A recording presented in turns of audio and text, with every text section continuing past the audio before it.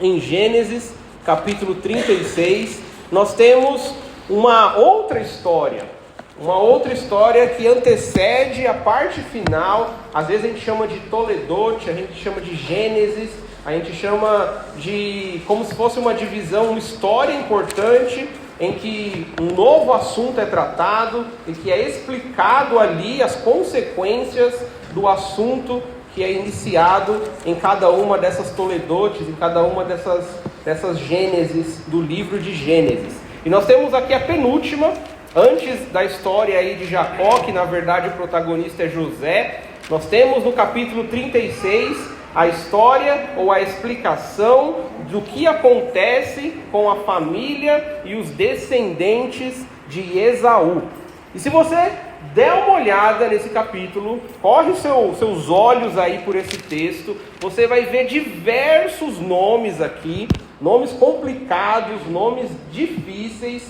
Eu vou me segurar para não tratar vocês assim com um pouco de raiva e falar, olha, vamos fazer uma leitura participativa, e aí você vai pegar e vai repetir junto comigo esses nomes e falar aqui e se enrolar nessas leituras. Não vou fazer isso. Eu também não vou pegar cada um dos nomes e começar a explicar o significado deles, e aí vamos fazer um estudo sobre o significado dessas centenas, dezenas aqui de nomes que o capítulo 36 faz. Eu estou tão bonzinho hoje que eu não vou nem ler o texto inteiro. Olha só, eu nem vou ler o capítulo 36 inteiro. Você pode ler na sua devocional maravilhosa, que você vai pegar seu café e vai falar, eu vou ler a genealogia e a história dos chefes e dos reis aqui na descendência de Esaú. E aí você vai poder ler em casa. O que nós vamos fazer hoje é ler alguns versículos importantes. Enquanto eu estava estudando esse texto, o que me veio à mente, primeiro um desespero, né? O que eu vou tirar desse texto? Deu um desespero enorme. Falei para o pastor Messias, pastor, você me deu um presente de grego de aniversário. Falei na segunda-feira para ele, falei, olha que presentão, hein? Que eu vou pregar em genealogia, nesse monte de nome. E aí a minha pergunta para mim mesmo, que virou o título dessa mensagem, é: por que Gênesis 36 é importante? Essa é a pergunta. Por que Gênesis 36 é importante? Por que está aqui? Por que não é mais fácil a gente rasgar da nossa Bíblia, pular, deixar para lá? Por que ele é relevante para a nossa vida hoje? É claro que a gente pode pensar num contexto bem simples, mas verdadeiro, que 2 Timóteo 3,16 diz lá que toda a Escritura é inspirada por Deus. Então, quer dizer, tudo que está aqui não só contém a palavra de Deus, mas é exatamente a palavra de Deus. Os 66 livros são importantes. Então isso já nos dá um alívio, né? Já sabemos que, olha, o Gênesis 36, por mais que é genealogia, história de reis e chefes, e nesse monte de nome doido, é importante, porque é palavra do Senhor revelada para nós, para cada um de nós. Mas, indo mais a fundo do que isso, eu pensei aqui em 3 motivos do porquê Gênesis 36, é relevante para a nossa vida. Como a gente pode aplicar Gênesis 36? 3 motivos para nós.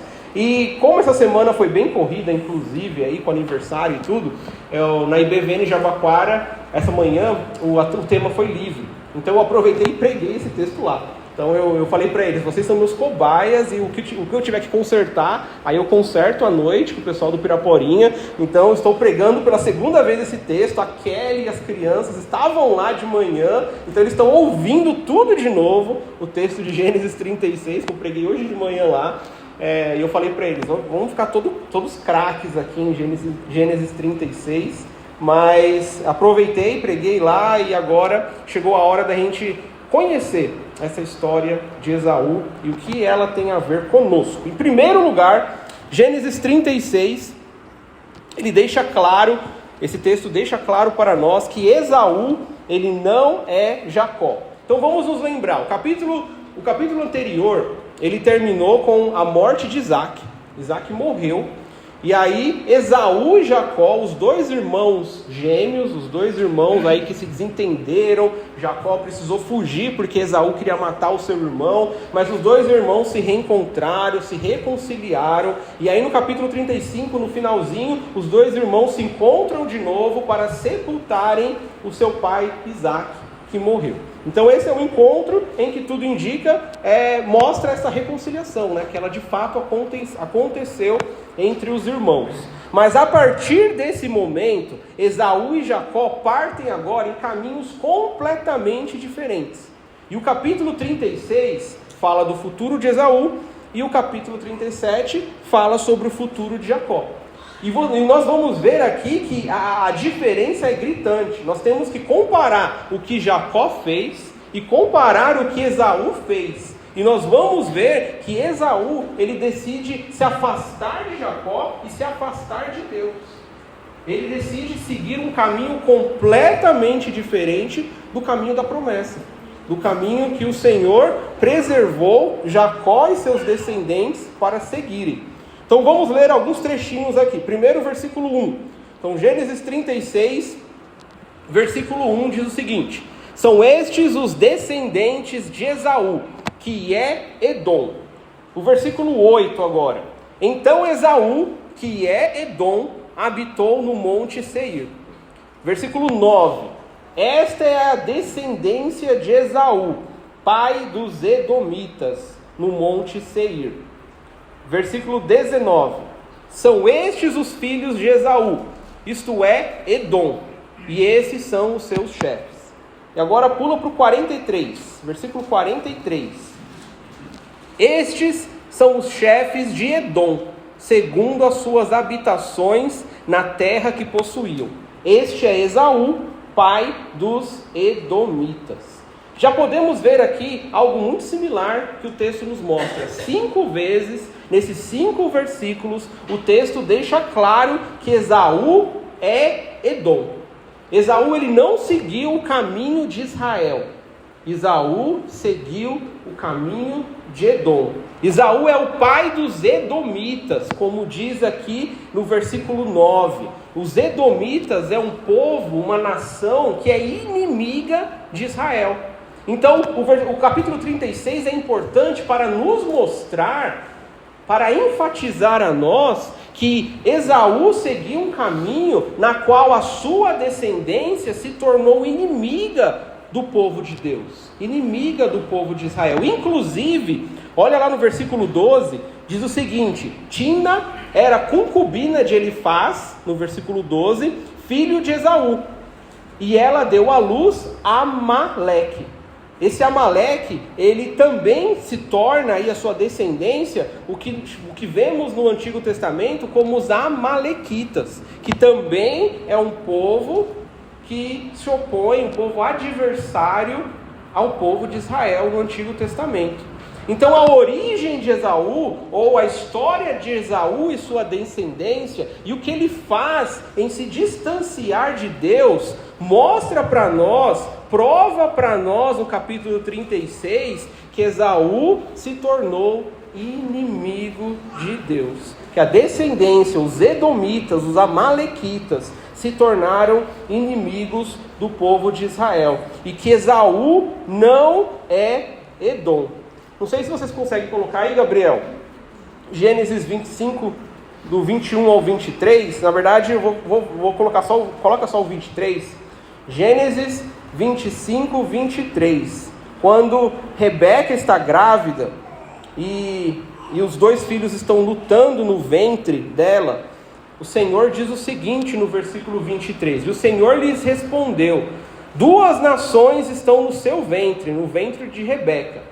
2 povos nascidos de você se dividirão. Um povo será mais forte do que o outro, e o mais velho servirá ao mais moço. Nós sabemos que o mais velho é Esaú.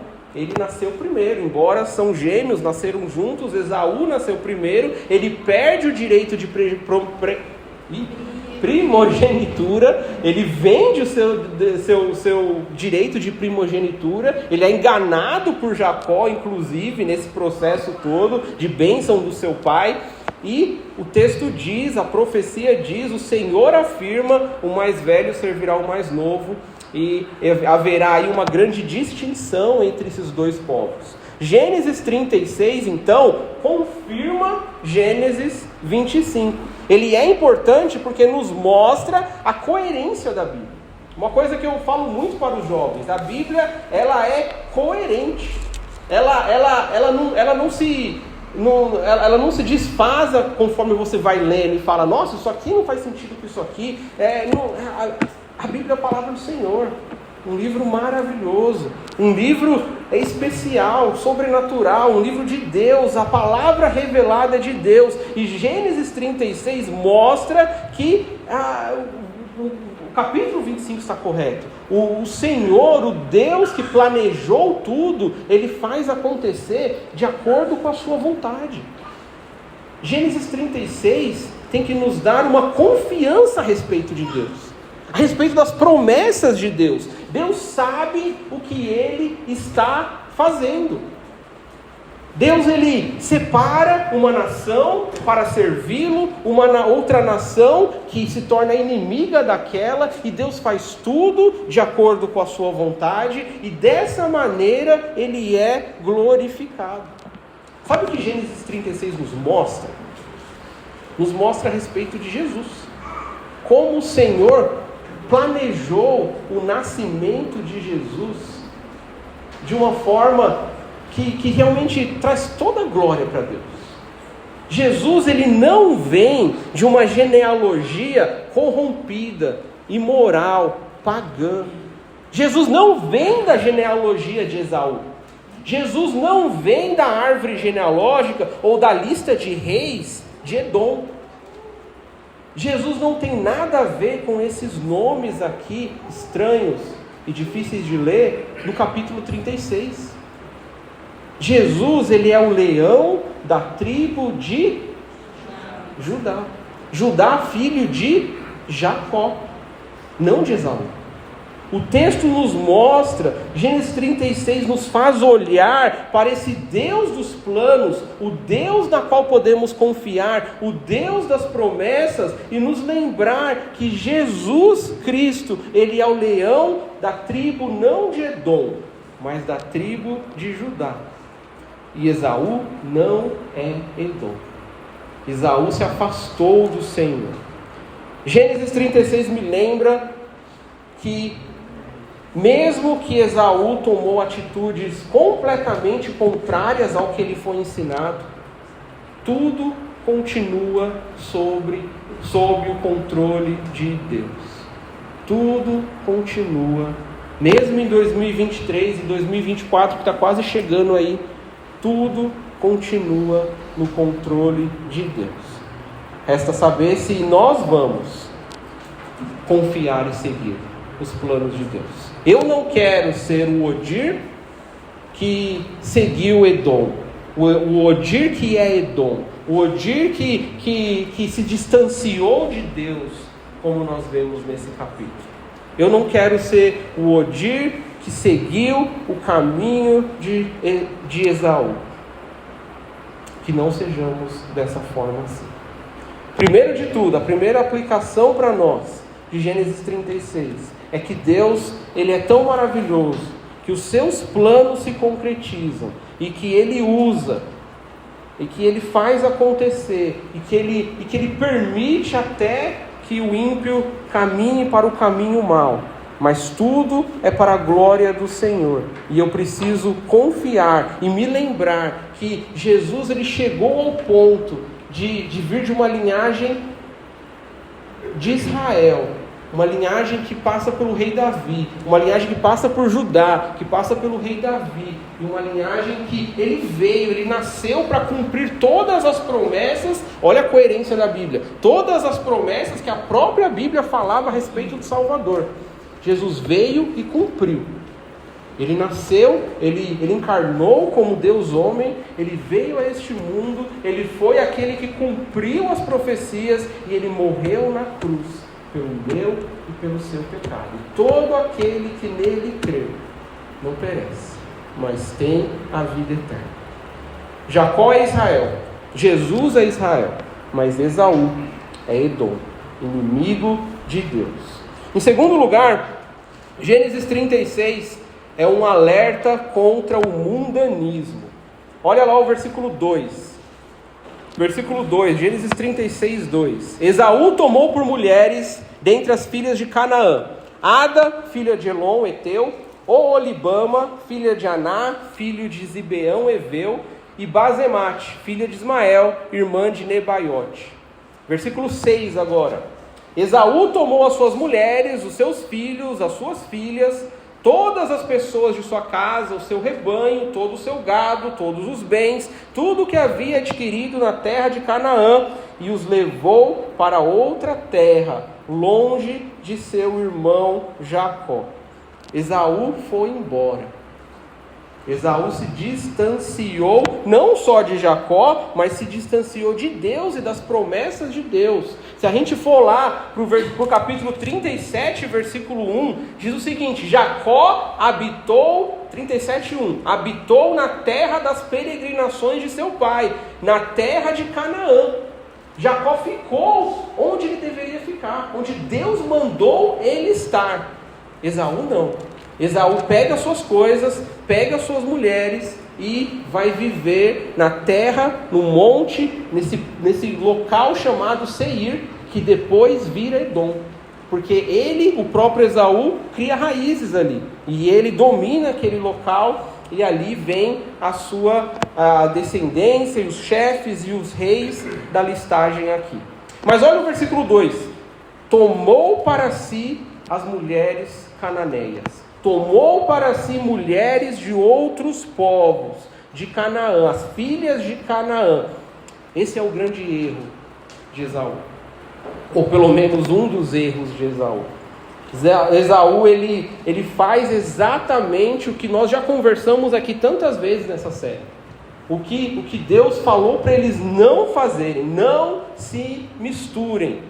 Cuidado com a sujeira, cuidado com a imoralidade, cuidado com a idolatria. E não se misturem com outros povos. Eu, Deus, estou separando vocês como nação especial do Senhor.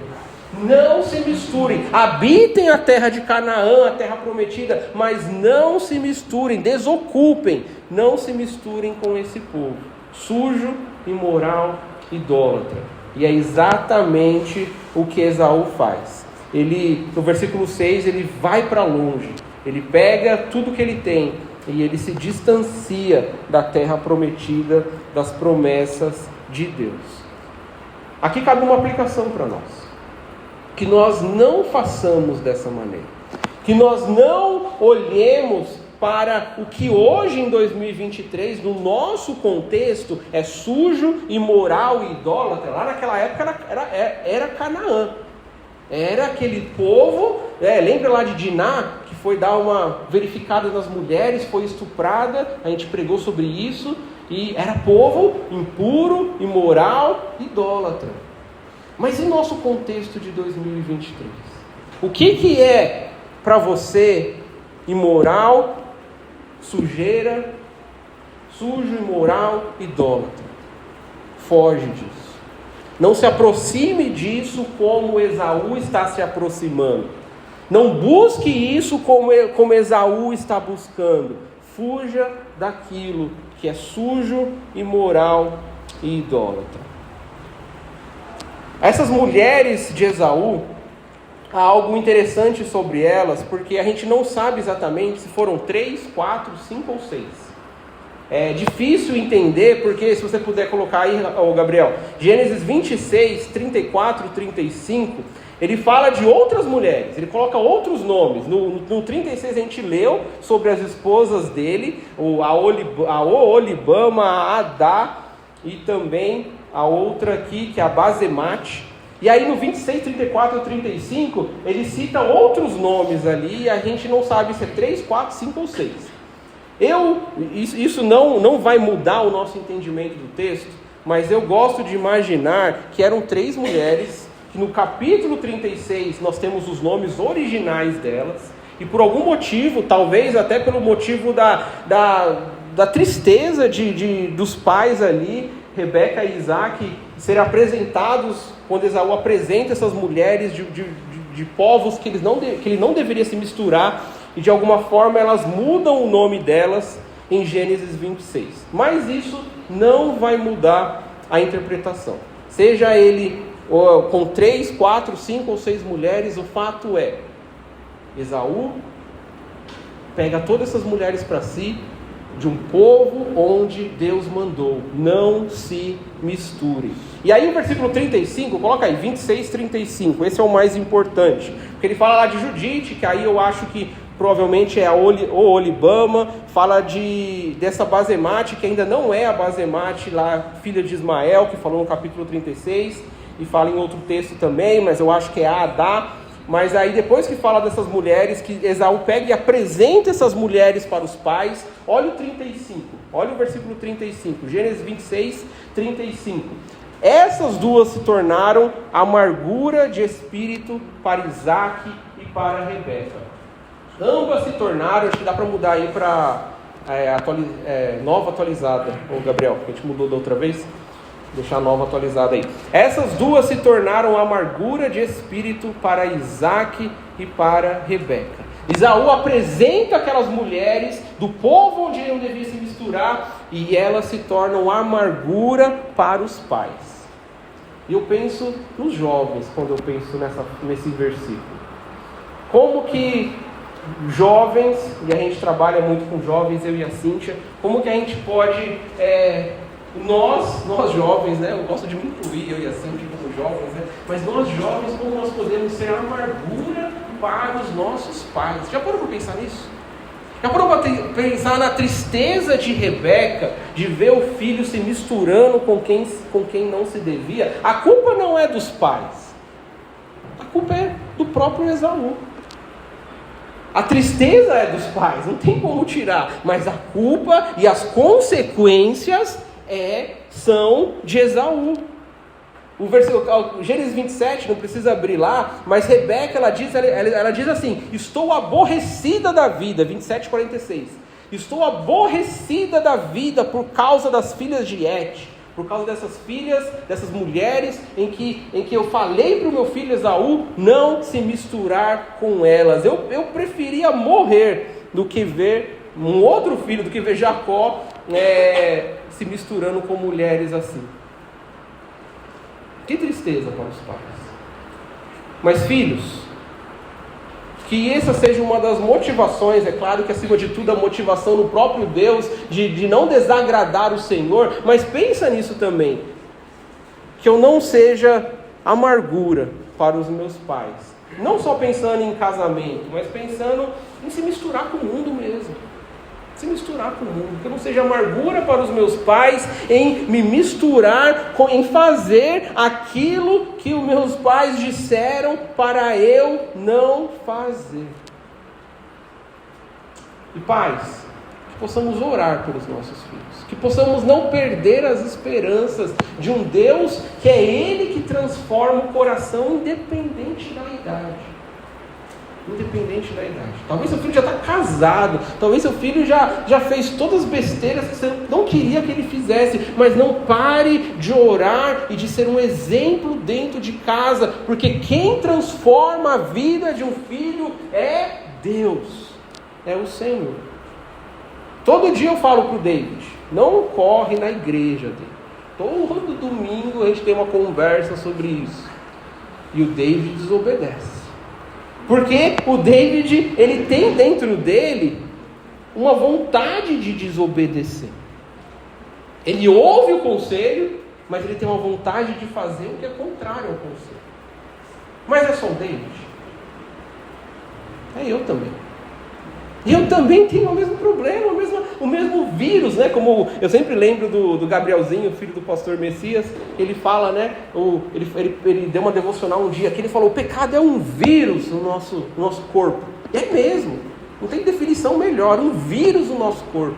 E esse vírus no nosso corpo, ele me faz querer fazer aquilo que eu não deveria, que os meus pais falaram para eu não fazer, que o meu Deus falou para eu não fazer, que eu li na palavra do Senhor que eu não devia fazer, mas a minha vontade ainda é de ir lá e fazer aquilo. Eu preciso reconhecer, primeiro de tudo, que eu tenho esse desejo no meu coração. Eu não estou imune ao pecado. Eu tenho de, primeiro de tudo, entender e me entender e ser honesto comigo mesmo em dizer: Deus, se não for o Senhor na minha vida, eu vou fazer o que te desagrada. Eu vou ir para longe do meu irmão Jacó. Eu vou ir para longe de Deus. Eu vou criar laços de amor com as mulheres impuras. Eu vou ter parcerias, amizades que me afastam do Senhor. Eu vou ter raízes mundanas nesse mundo. Raízes mundanas que desagradam a Deus. Se eu não buscar o Senhor, se eu não depender do Senhor, se eu não reconhecer a minha falha diante de um Deus que me ajuda, que me equipa, um Espírito Santo que me ajuda a ter controle de mim mesmo, se não for a ação de Deus em mim, eu vou correr para o mundo como Esaú correu. Nós pecamos e nós temos a vontade de pecar. Lembre-se disso. Eu lembro pequenininho, alguns vão lembrar aí Luiz Carlos aí, com certeza. Lembrei agora, Luiz Carlos, nem está aqui. Lembrei de uma vez, não sei se já contei essa, hein? Lembrei de uma vez que estávamos num retiro, e aí eu, Jonas e Joel no quarto. Aí chega lá, o Luiz, eu não lembro se ele chegou, se ele falou depois, mas o Luiz Carlos vai lá e briga com a gente. Vocês estão bagunçando demais esse quarto, ninguém consegue dormir, que meninos terríveis. Eu lembro de vezes eu, Jonas e Joel e Felipe, acho que ali era eu, Jonas e Felipe, jogando pedra no vizinho, na janela do vizinho, aqui, depois do culto, eu falo das crianças correndo, olha o que a gente fazia. A gente ia lá para o fundo do terreno da igreja, do outro lado, e ia jogar pedra na janela dos vizinhos. Era mais legal do que correr, né? A gente é pecador. Se deixarmos o pecado nos domine, se deixarmos, a nossa vontade vai ser para Edom, para o mundo, para o mundanismo, mas que tomemos esse cuidado e dependamos do Senhor. Uma coisa sobre a esposa aqui de Esaú, essa Oholibama, ela aparece várias vezes nesse texto, mas falando nesses laços de amor que nos afastam de Deus, o versículo 20, volta lá para Gênesis 36, versículo 20, diz assim: são estes os filhos de Seir, o Oreu, moradores da terra, Lotã, Sobal, Zibeão e Aná. Aí o versículo 25 fala: são estes os filhos de Aná, Dissom e Oholibama, a filha de Aná. Olha só, Aná teve essa filha chamada Oholibama, que se casa com Esaú. Oholibama, ela, na verdade, Aná é filho de Seir.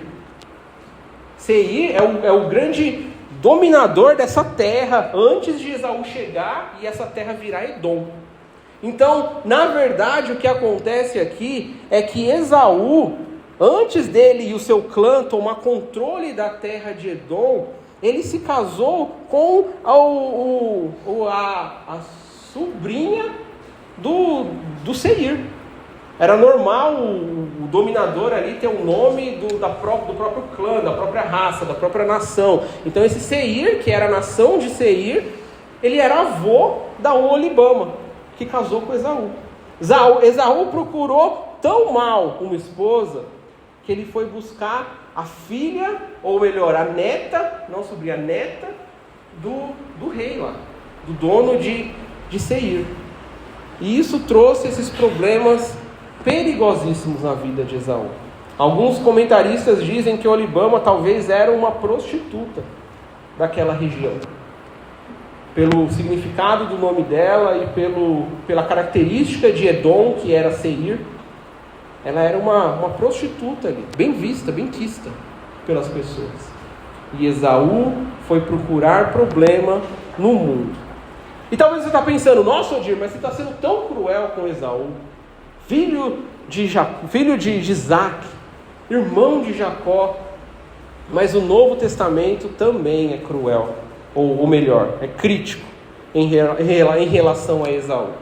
Abre lá, Hebreus 12, 16, vai estar aí na tela para você. Hebreus 12, 16, vamos ler a partir do 15, abre aí o versículo 15. Hebreus 12, 15, diz o seguinte: Cuidem para que ninguém fique afastado da graça de Deus, e que nenhuma raiz de amargura brotando cause perturbação, e por meio dela muitos sejam contaminados. Aí o versículo 16 fala especificamente sobre Esaú.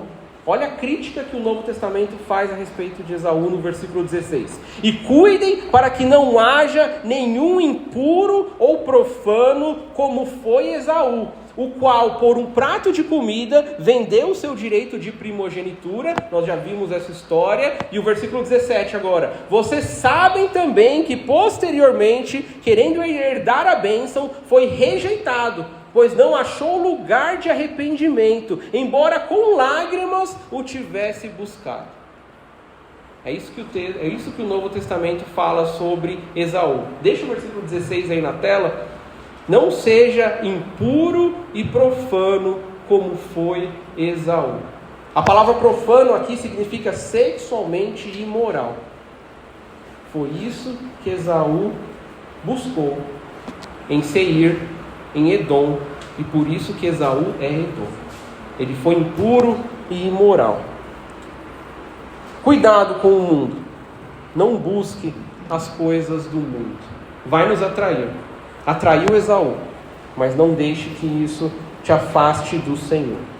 Até porque, e por último, um terceiro motivo de Gênesis 36 ser importante para a gente, além de nos mostrar a respeito da diferença e da comparação, do comparativo entre Esaú e Jacó, que tomaram decisões diferentes, além de ser um alerta contra o mundanismo, que Esaú foi imoral e foi buscar as mulheres cananeias. Gênesis 36, por último aqui, demonstra que prosperidade não vale a pena sem Deus. A prosperidade, ela não vale a pena sem Deus. Não é que não podemos buscar prosperidade.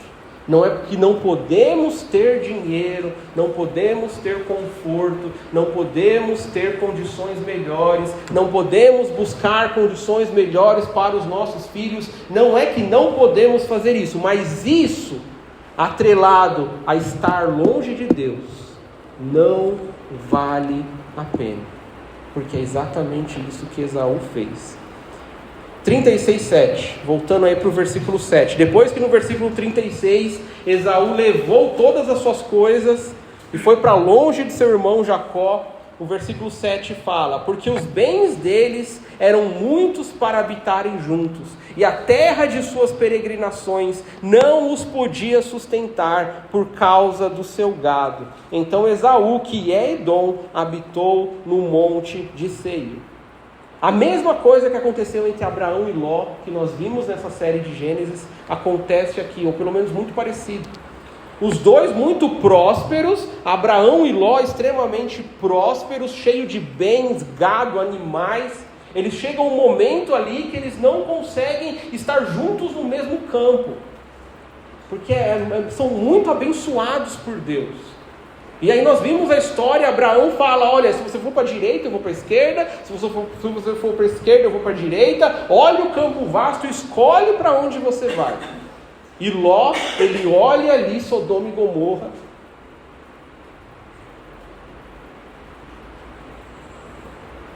ele olha lá, e ele fala: olha, acho que eu consigo, acho que vai dar certo, acho que vai dar bom.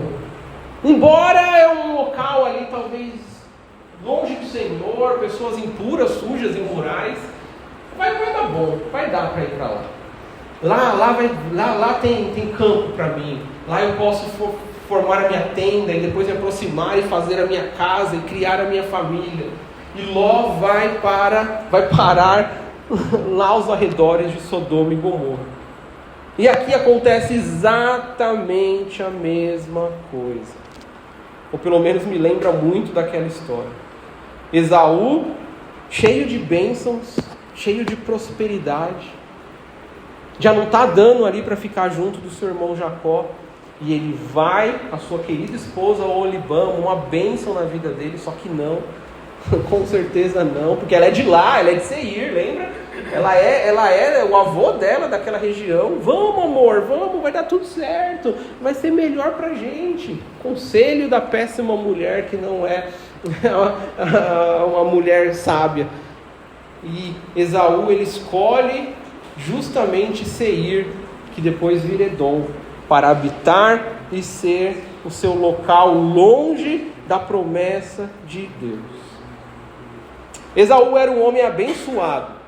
A graça comum abençoa pessoas. Deus abençoa pessoas. Nós vemos na televisão, nos artistas, nós vemos no Instagram e as pessoas por aí sendo abençoadas, tendo dinheiro, fama, oportunidades de viagens e tudo de bom e do melhor.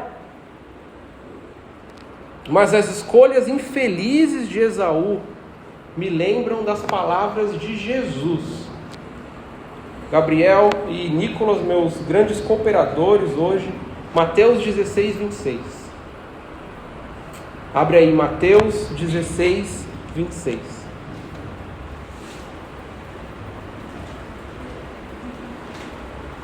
De que adiantará uma pessoa ganhar o mundo inteiro, ter lá a plaquinha dourada do YouTube de grandes visualizações e de sucesso na internet?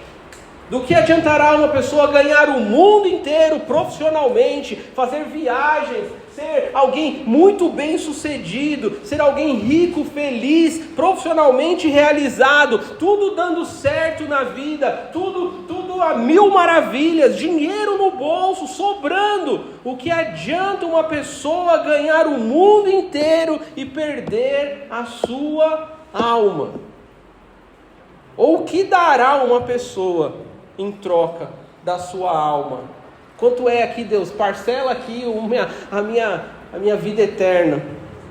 Passa no Visa, passa no Mastercard. O que dará uma pessoa em troca da sua alma? Irmãos, Deus abençoa até os injustos. E se você pode guardar alguma coisa dessa mensagem, guarde isso. Prosperidade não é termômetro de santidade. Prosperidade não é indicação, termômetro de santidade, nem mesmo de salvação. Não é. Então, cuidado com a busca pelas riquezas. Cuidado com a felicidade do mundo, da fama e do poder. Porque se for sem Deus, longe de Deus, longe do Salvador, isso não vale a pena. A casa do Neymar e o sucesso da Anitta não valem a pena se for para ver a minha vida e a vida da minha descendência se transformar em Gênesis 36. O sonho de fazer coisas que vão melhorar a vida da minha família, mas que eu sei, Deus está me mostrando que vai me distanciar dele, não vale a pena, nem para mim, nem para minha descendência, porque dinheiro nenhum vale uma vida com Deus, amigo de Deus. Eu quero mostrar mais dois trechos que eu acho fantásticos aqui em Gênesis 39.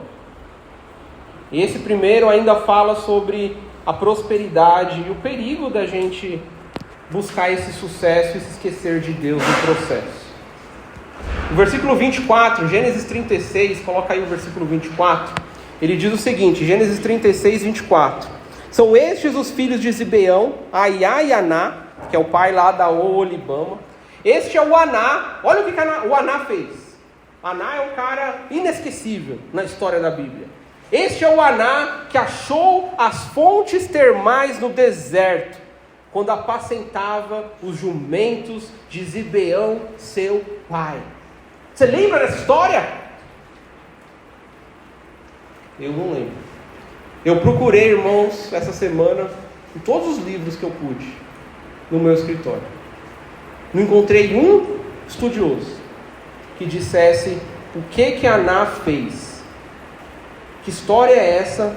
E qual é a relevância disso? De Aná ter encontrado fontes termais no deserto. Ninguém sabe. Sabe por quê? Porque a prosperidade, o sucesso, os prêmios e as conquistas, elas vão embora com o tempo. Elas se esvaziam e são esquecidas com o tempo. Está aqui porque os leitores originais desse texto, escrito por Moisés, de alguma forma eles conseguiram identificar que Aná é esse, porque ainda estava mais ou menos recente para ele esse grande feito, essa grande conquista de Aná encontrando as águas termais do deserto. Mas para nós já não tem mais sentido nenhum esse grande feito de Aná. Se perdeu no passado.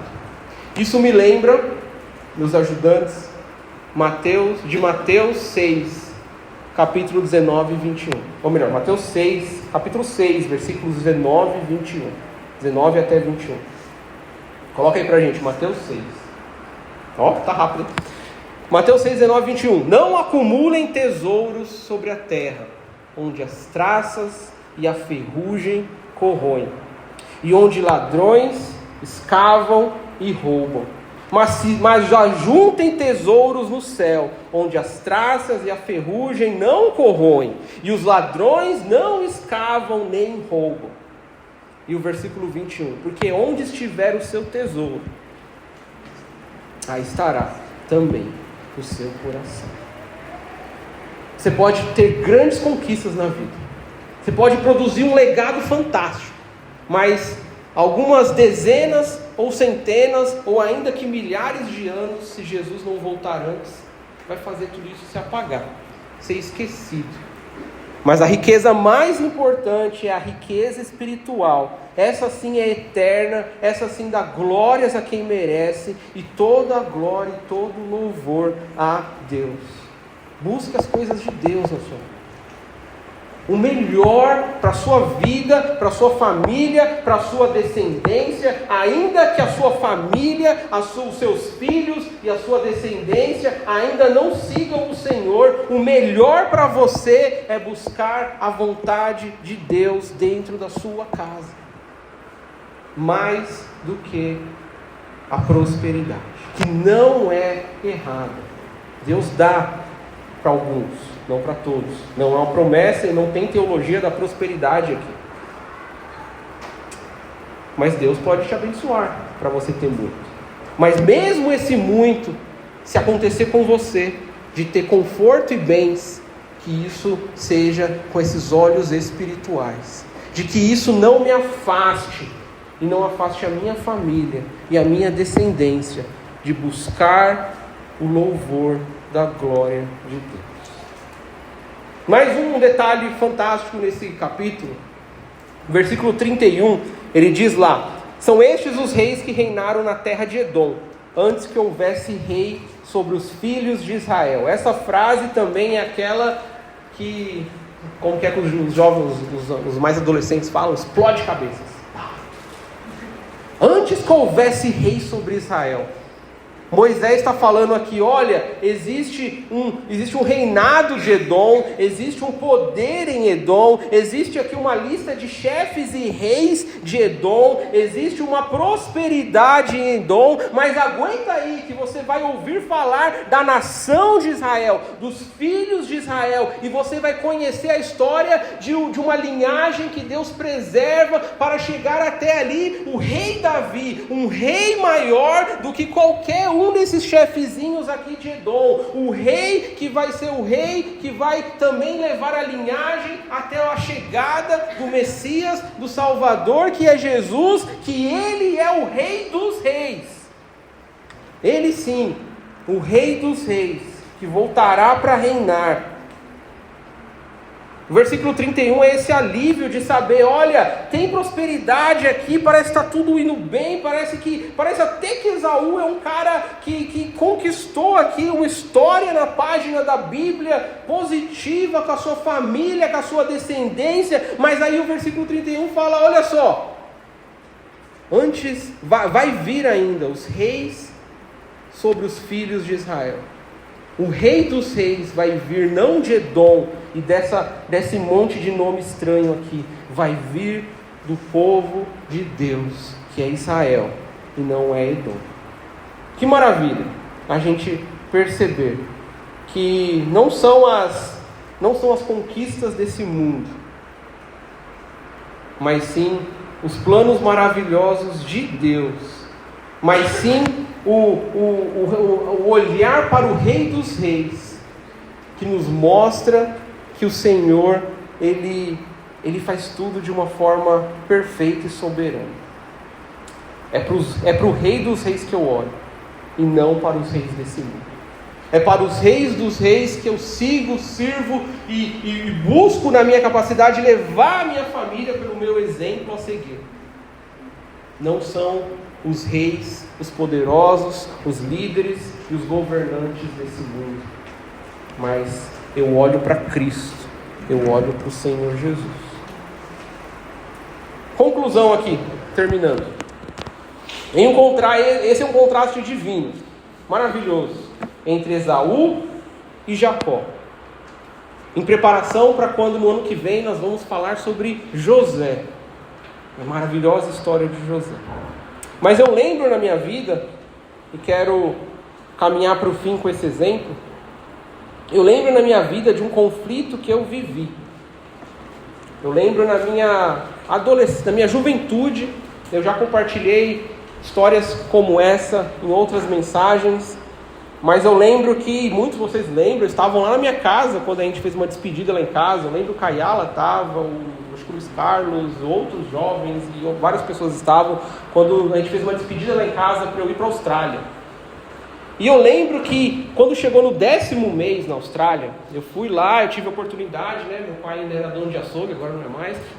Eu tive a oportunidade de ser bancado pelo papai aos 20 e poucos anos, solteiro, para ir estudar inglês. Né? Bênção de Deus, né? Aí chegou no 10º mês do meu intercâmbio, eu me lembro vividamente, eu olhei para um lado, olhei para o outro, olhei para onde eu estava, no mapa do mundo, e eu falei, eu não posso voltar para o Brasil, eu não posso voltar para Diadema, não faz sentido nenhum, Deus, não pode ser esse o plano. Eu estou do outro lado do mundo, eu estou num mundo melhor, eu estou numa oportunidade incrível, eu estou vendo amigos aqui arrumando emprego e arrumando jeitos de ficar, e não faz sentido eu voltar. Eu preciso arrumar um jeito de ficar aqui, falar, pai, mãe, obrigado, agora eu vou me virar e eu vou ficar aqui, porque aqui é Edom e aqui é onde eu quero estar. Eu pensei, ainda bem que Deus não segue os nossos planos, porque o meu plano era ficar mais do que 10 meses, ficar para sempre se eu pudesse. E eu fico pensando, onde que estaria o Odir hoje em 2023? Com certeza não estaria casado com a Cintia, porque ela não ia me procurar na Austrália. Com certeza não teria um filho chamado David. Com certeza não estaria aqui sendo abençoado por vocês nessa igreja. E porque eu sei do meu coração, eu tenho certeza que eu estaria longe de Deus. Certeza. Porque lá seria o local da prosperidade para mim. O local de buscar o mundo, de buscar os prazeres, de buscar as mulheres. E lá eu iria me perder do Senhor.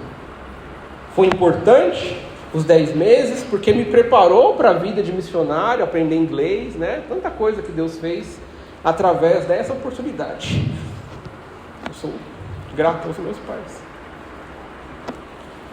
Mas ficar lá não era o que Deus tinha para mim. Eu tenho certeza que isso me afastaria de Deus. Concluindo aqui, obrigado, Deus, por guiar os meus passos e agir na minha vida com misericórdia, perdão e graça. Ele age assim com você também, meus irmãos. Na sua história de vida. Deus, que não é só Deus do Odir, não é só Deus de Jacó. Deus age na sua vida com perdão, graça, com misericórdia, perdão e graça. Eu não sei nos quais lugares você já se meteu, mas eu sei que se você está aqui hoje, nessa igreja, se você está aqui hoje sentado neste banco, me ouvindo por 50 minutos, ou melhor, ouvindo a palavra de Deus, o que Deus tem para nós, se você está aqui hoje, é porque Deus te tirou de Edom, do local onde você iria se afastar do Senhor, ou porque Deus está te alertando para você não ir para lá, para você não buscar as mulheres cananéias, para você não buscar a vida próspera de Edom. Então escute os seus pais, escute seus líderes, escute seu pastor, escute Deus. O Deus Todo-Poderoso que preservou não a nação de Edom, mas sim a nação de Israel, para que Jesus Cristo nascesse e viesse a nascer em Israel, e a partir de Israel abençoar o mundo e abençoar a minha vida, habitar em mim, me salvar, me perdoar os meus pecados, mudar a minha história. Esse Deus que preservou a nação de Israel, esse Deus que se revelou para mim, um gentio, alguém que não é de Israel, esse Deus que mudou a minha história, Ele muda a sua também. E Ele muda a história de todo aquele que deposita sua fé no Salvador Jesus. Entregue sua vida para Jesus. Isso é melhor do que encontrar as águas termais no deserto. Seja lá o que isso significava. Isso é melhor do que qualquer conquista de plantar uma árvore, ter um filho, escrever um livro, ou seja lá o que a sua capacidade que Deus te dá possa fazer. O melhor é viver dentro da vontade de Deus. Jesus é melhor do que todas as conquistas e todas as riquezas do mundo.